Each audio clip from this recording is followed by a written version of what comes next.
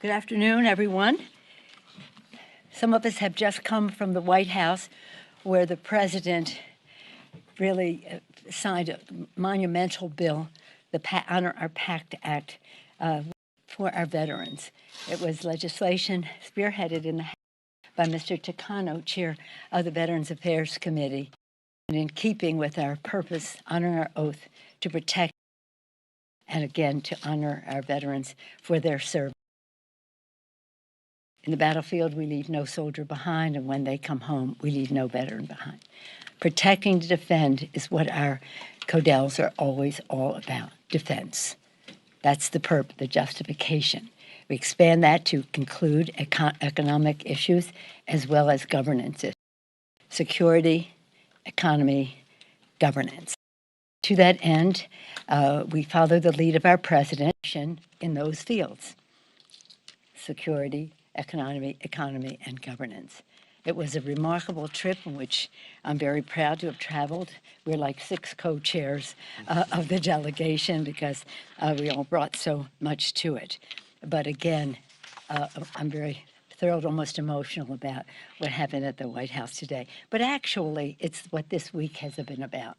The CHIPS bill is a national security bill that was signed yesterday. The PACT bill today, again, yesterday afternoon, the president signing the authorization for our support of Sweden and Finland coming into NATO, and then on Friday when we pass the IRA, the Inflation Reduction Act, again recognizing that strong economy is essential to a strong defense of our country. So again, we went to, as you know, Singapore, Malaysia, Taiwan, South Korea, the Republic of Korea, and to Japan. In all of the countries, we met with the leadership of the country, but important to us and central to it was our interparliamentary meetings to show that we see the role of Congress in strengthening the discussion. We went with humility, we went with respect to listen, to learn what their views were about what the president was proposing, and sharing with candor and respect how we saw things. It was very constructive in that way. We also had the privilege of being, well, here we are in some meetings. They're self-explanatory. That's the Prime Minister of Singapore who welcomed us grandly. But we also paid respects to some of the cultural aspects of their country that they were so proud of in Singapore, in all of the countries, and perhaps we'll go into that. Again, 6 co-chairs, the chairman of the Foreign Affairs Committee, Gregory Meeks, and you'll hear from him in a moment, Mark Takano, chairman of the Veterans Affairs Committee, Susan Delbeni, the vice chair of the Ways and Means Committee, Raja Krishnamoorthi, a member of the Intelligence Committee, and Andy Kim, who cannot be with us, child care. He was gone last week, child care issues. He has 2 little boys, and he is a former diplomat working in the State Department under President Obama and a member of the Foreign Affairs as well as the Armed Services Committee. He sort of was our diplomat on the trip, would you say? And we miss him here, but he's available to answer any questions you may have. It is the beautiful diversity of our trip. Imagine this, the beautiful diversity of the trip, which is self-evident. But Mr. Takano, Japanese-American, Mr. Krishnamoorthi, born in India, Andy Kim's parents born in Korea, so the respect for culture, country, and differing views so eminent for all of us on the committee, but some of it directly connected in that way. The purpose, as I say, was to talk about defense, economy, and governance. And our members will talk about some of that. But in each of the countries, we thank them all for their immediate and strong response to condemn Russia for its invasion of Ukraine, especially those in South Asia.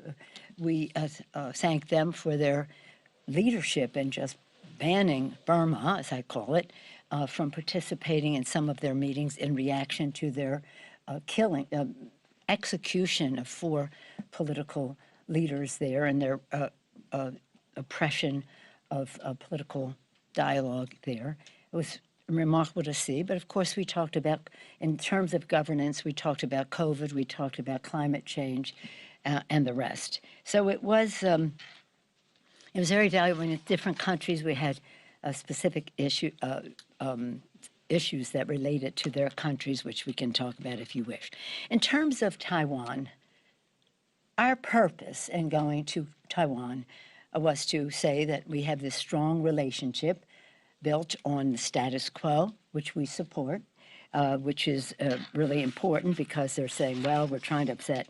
No, the Taiwan Relations Act of 1979, at the same time as our change of recognition, established the terms of our relationship, the 3 U.S.-China joint communiques, and the 6 assurances. So there's no departure from that. But in keeping with that, we will not allow China to isolate Taiwan. They have kept Taiwan from participating in the World Health Organization, other things where Taiwan can make a very valued contribution. And they may keep them from going there, but they're not keeping us from going to Taiwan. We will not allow them to. So we think that their reaction, that was our purpose, to salute this thriving democracy. Don't take it from me. Freedom House said one of the freest democracies in the world. Show our respect for that, for the success of their economy, for the enthusiasm of their young people to embrace democracy, and others as well, but the young knowing nothing else except a free Taiwan. So that was our purpose. Their pretext was our visit, for them to do what they normally do, intensified. They didn't do it when the Senate went under Chairman Menendez of the Foreign Relations Committee. They just decided to do it this time. So in any event, we're very proud of our delegation. We're very proud of our men and women in uniform. When I talk about security, whether it was at Travis Air Force Base, whether it was in Hawaii, where we visit with them and went to the Arizona, and then to Guam on our way to get their appraisal of the situation in the region, the Asian Pacific, and also to pay our respects to our men and women in uniform, which we did there, and we did in the countries that we visited, especially in Korea and in Japan. And in Korea, we had the privilege, led by the General Lakamura, to go to the DMZ to get an up-to-date current report of the North-South dynamic in Korea. It was interesting to me because I've been to Pyongyang, I've been to North Korea. It's a horrible place, but again, we were seeing where at the border how things were going. So for these and other reasons, we were very honored to be received. We thanked our host of the host countries. We spent a good deal of time in an interparliamentary way in every country with their speakers and that. And again, we thank our embassies and our diplomats who represent us so well and who made our visit such a success. Just close by saying 2 things. When we were in Japan, we were beautifully welcomed at the Diet.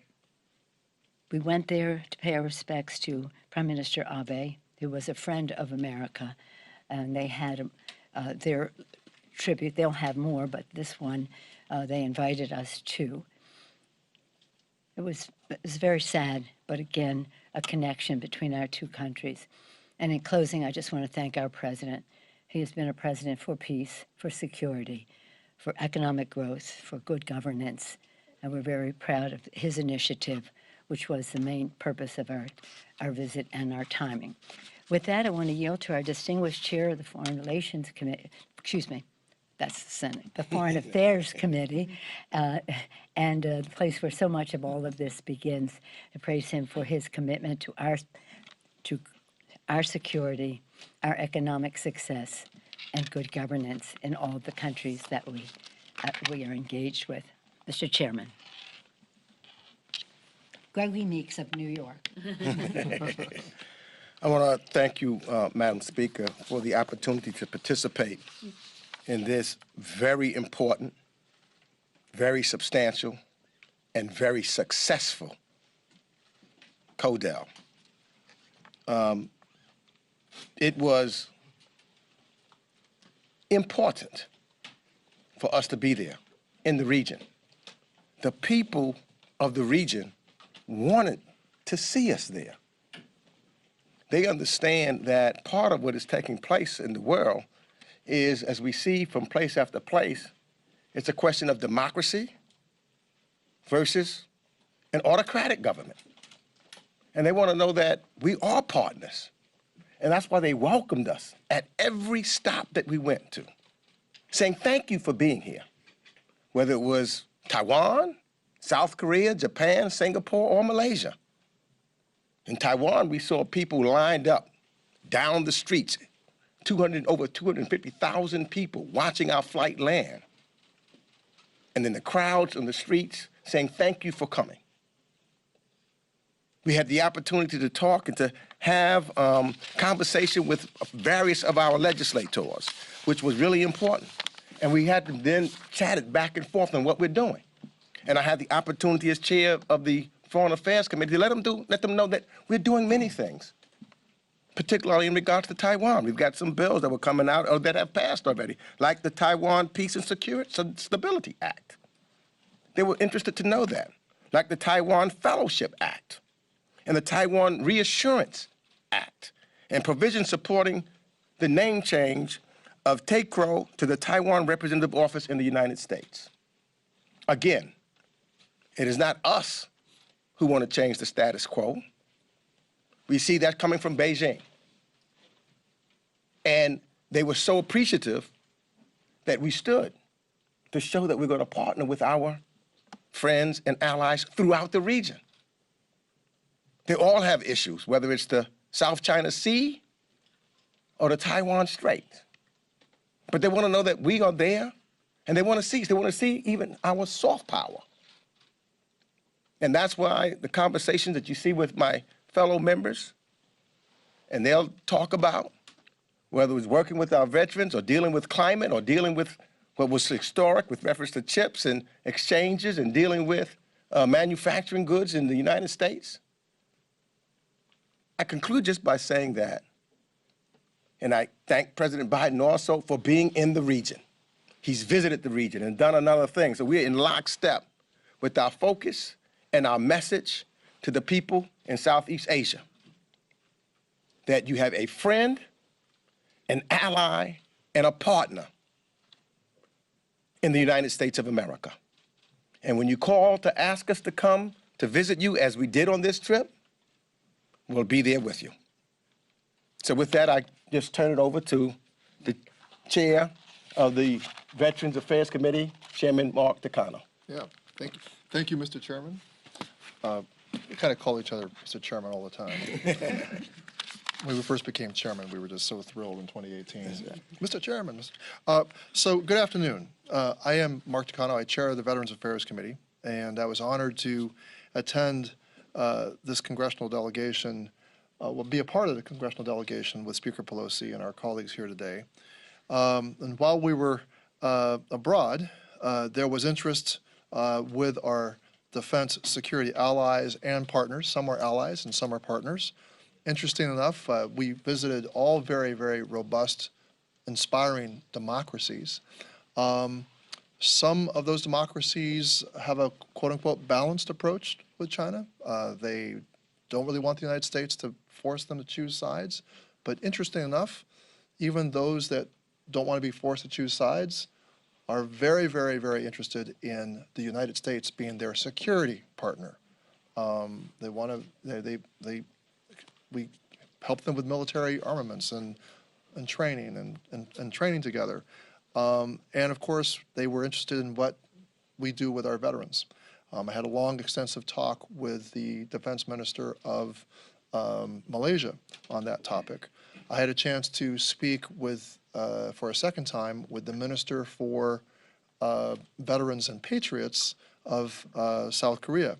We're very interested in moving forward more work on the Korean Valor Act, which was included in the recently passed fiscal 23 NDAA.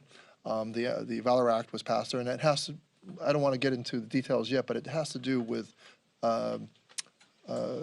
naturalized Korean American veterans from the Vietnam War era and how we can serve them better here in the States.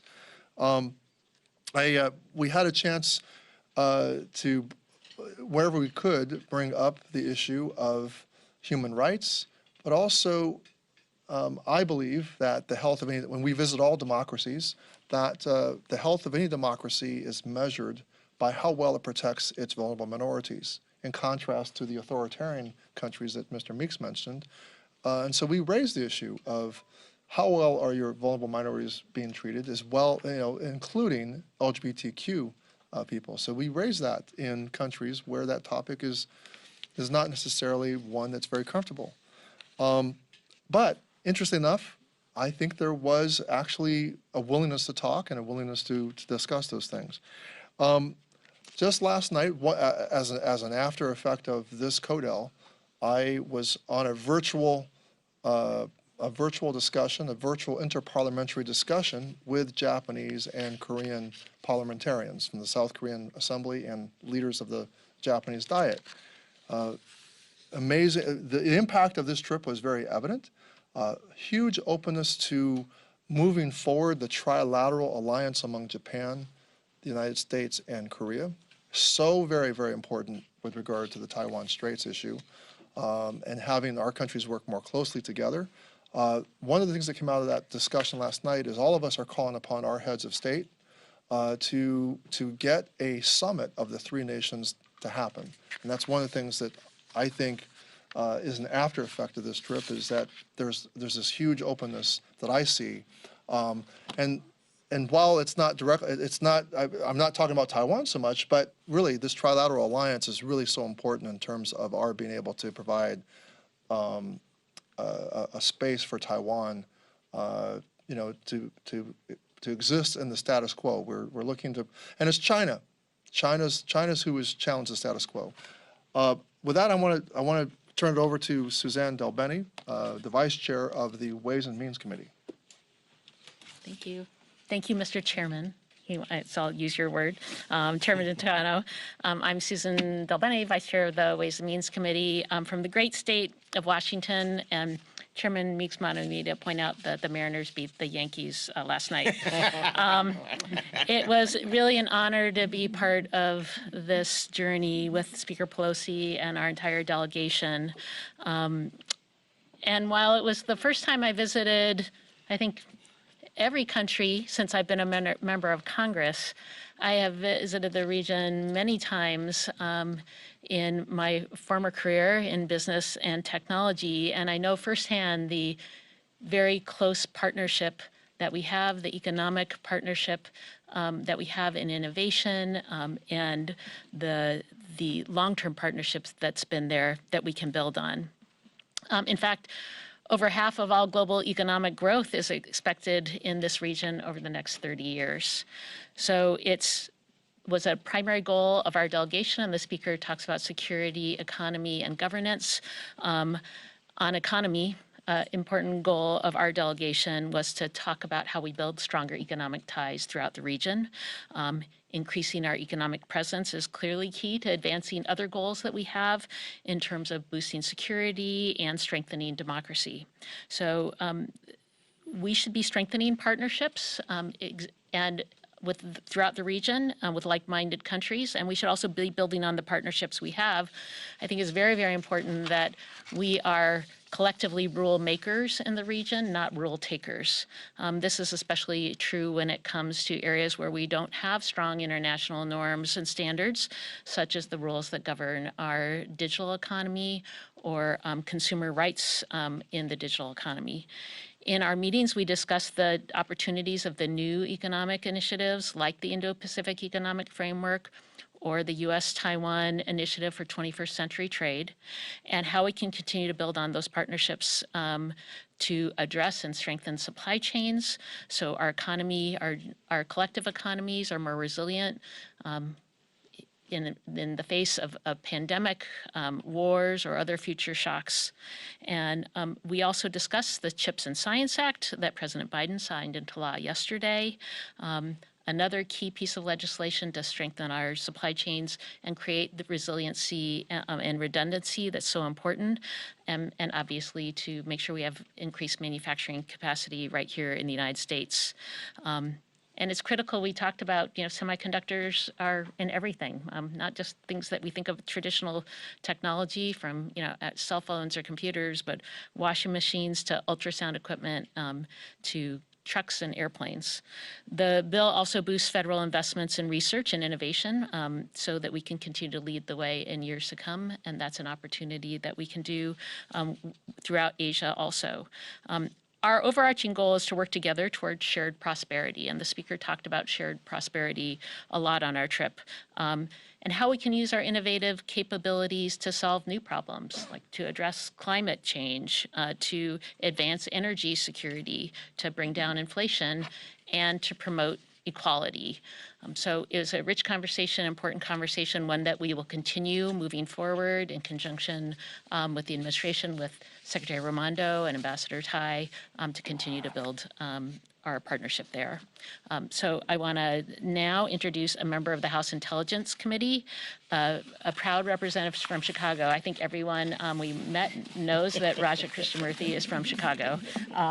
So let me turn it over to Congressman Krishnamoorthi. That's me too. So as a Cubs fan, we're not going to talk about baseball today, sadly. But in any case, thank you so much, Speaker Pelosi, for including me on this particular trip. Thank you to all of you for paying attention to this congressional delegation trip.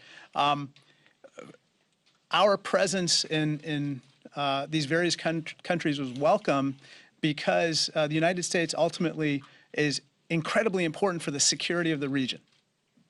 And everywhere we went, as Chairman Takano and others mentioned, the leaders that we met with all said, we want to strengthen our ties from a security standpoint with the United States, and we want to make sure that you are present in the Southeast Asian region for a long time to come. So to that end, perhaps some of you noticed our visit to Taiwan. We support peace and stability across the Taiwan Strait. We also believe that nobody, through unilateral effort or the use of force, should change the status quo. And especially in light of what's happened in Ukraine, we want to make sure that what happened in Ukraine does not happen with regard to the Southeast Asian region and specifically Taiwan. Unfortunately, the People's Republic of China has engaged in rather provocative measures and live fire exercises, which happened long before we went to Taiwan and then happened after we went to Taiwan.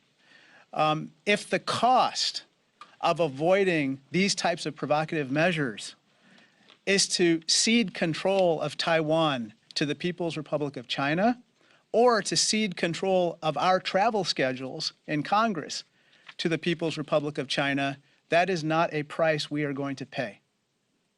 That being said, we seek increased economic cooperation in the region.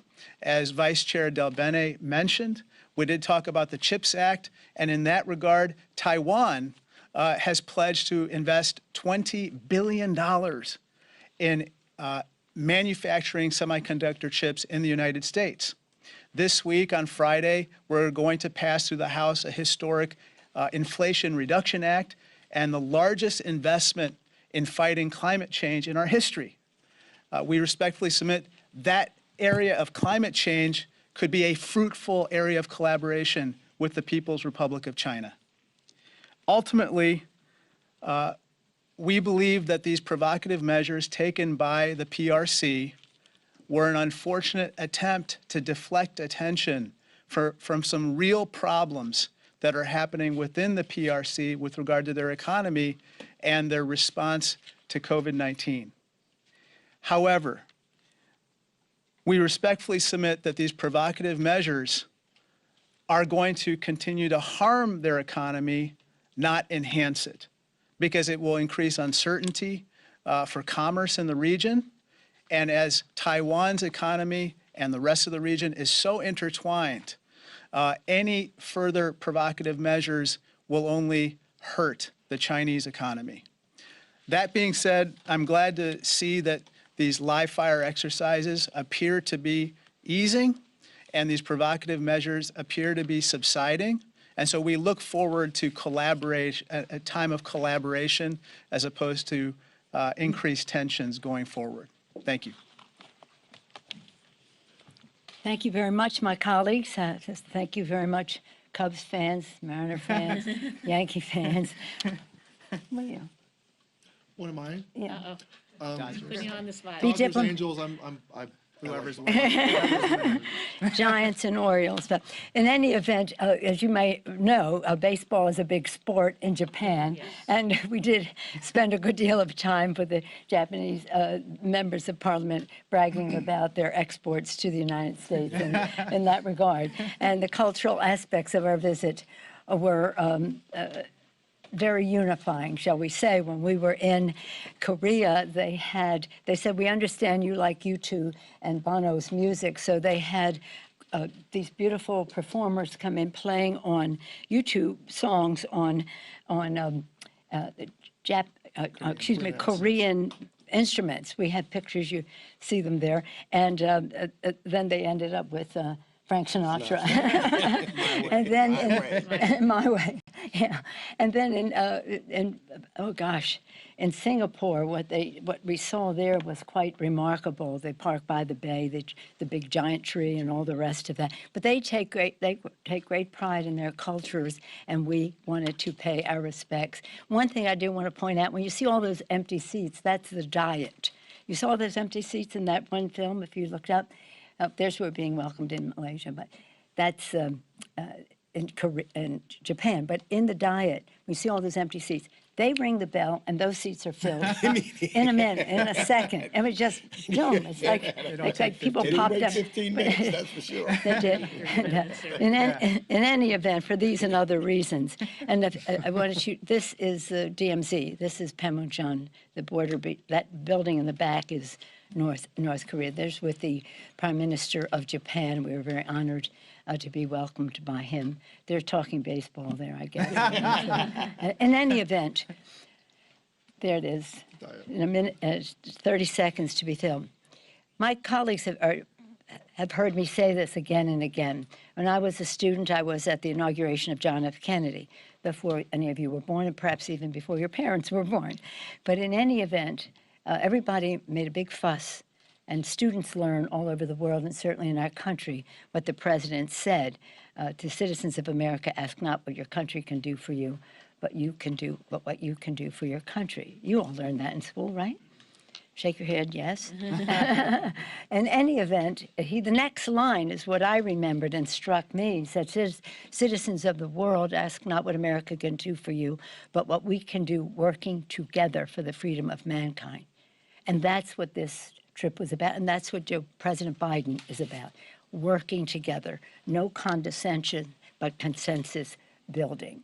And that really was our spirit that we brought to this. How can we work together, listening to your priorities, sharing ours with you, finding our common ground, appreciating our shared values? So in that regard, it was inspiring. We come back informed, inspired, and again, ready to work. And one point that has to be made about this: when China does what it does in the Taiwan Straits or in the South China Sea, it has an impact on America's working families, because you cannot tie up the waterways. That just increases cost. And if you add, oh look, that you just saw a picture of somebody with a selfie. That was a dissident from Tiananmen Square, where Kashi, and I met him when he was 21 years old, when he came right out of Tiananmen Square while people were being crushed under the tanks. And he also happens to be a Uyghur, and Mr. Chairman has been a leader in fighting to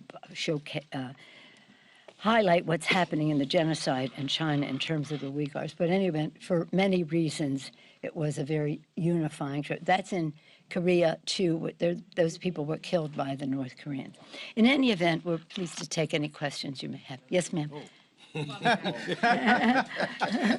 No, we aren't? They're awake. Safe and sound. Welcome back. Thank you. There are some reports that your son was on Yes, he was. Yes, he was. His role was to be my escort. Usually, we invited spouses. Not all could come. That I had him come, and I was very proud that he was there, and I'm thrilled, and it was nice for me. Did he have any business dealings? No, he did not. Of course, he did not. Next question. Yes, ma'am. Madam Speaker, so China announced that its military drills around Taiwan are over today. So would you expect China to kind of stop its saber rattling over Taiwan for a while, or do you expect it to use your visit as a pretext and potentially the drills as a game plan to speed up its timeline of invading Taiwan? Well, I think what we saw with China was they were trying to establish sort of a new normal. And we just can't let that happen. Mr. Chairman, do you want to respond to that in terms of, we don't know what the Chinese plan, but we know that they were trying to push their way closer to whatever thoughts they have about the future. Yeah, so look, clearly China had their plans before we took our trip. And what they want to do is to try to deter us from going to visit our friend and ally. And I think what this trip did, which they did not expect, is show that no matter what President Xi says, we are going to stand by our friends and allies. So I think that China now has to take a different viewpoint on it because we are unequivocal on what our positions will be with reference to our friends and our allies. The president visiting when he did and talking about being involved in the region, and now the House of Representatives, led by the Speaker of the House, gave Xi a message that he's not going to dictate to us on what we do and what we don't do. And so I would hope that he now understands he should talk to us on those things that we can work with, as indicated by my colleagues, and with climate, because that's really important to us, and keeping the status quo. Nobody wants to change anything. And so I hope their calculus has changed as they now pull back from the tests and the training period that they've done over the last few days.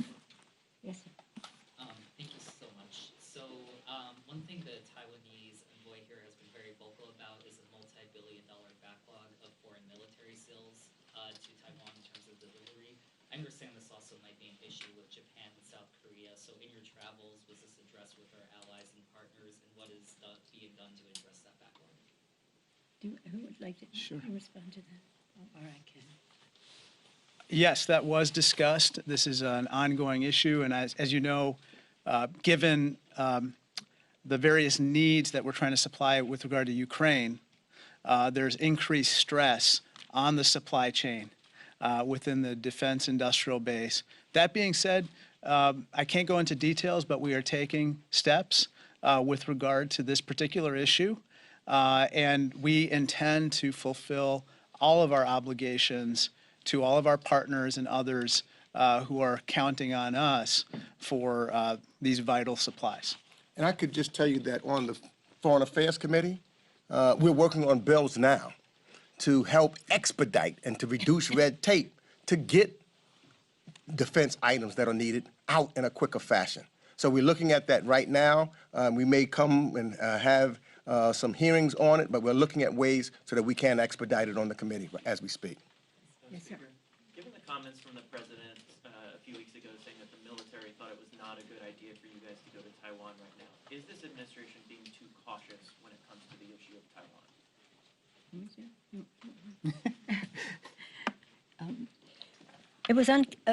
We really do not address any questions about our travels before a trip. And so in keeping with that, I won't comment on the comment that the president made before our trip. But all I can say is that we are very proud of our military.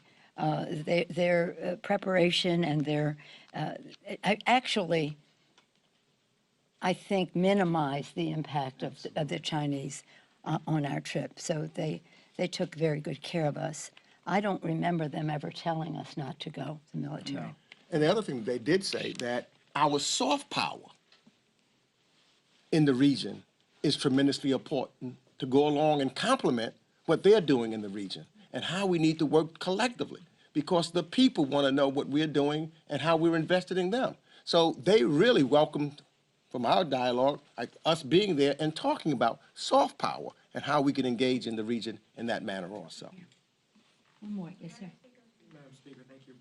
Do you think the Department of Justice or the FBI should come forward and offer some kind of either explanation or at least context for the raid at Mar-a-Lago or something they may not typically do, but given the unprecedented... I think we made it really clear that this meeting was about this, Codell. I'll be having another press conference the next day or so about legislation and about whatever else is going on, with all due respect to your question. On this subject? Madam Speaker, I know security was important on this trip, but in terms of security here at home, since this action was taken against... I'm sorry, it's hard to hear you.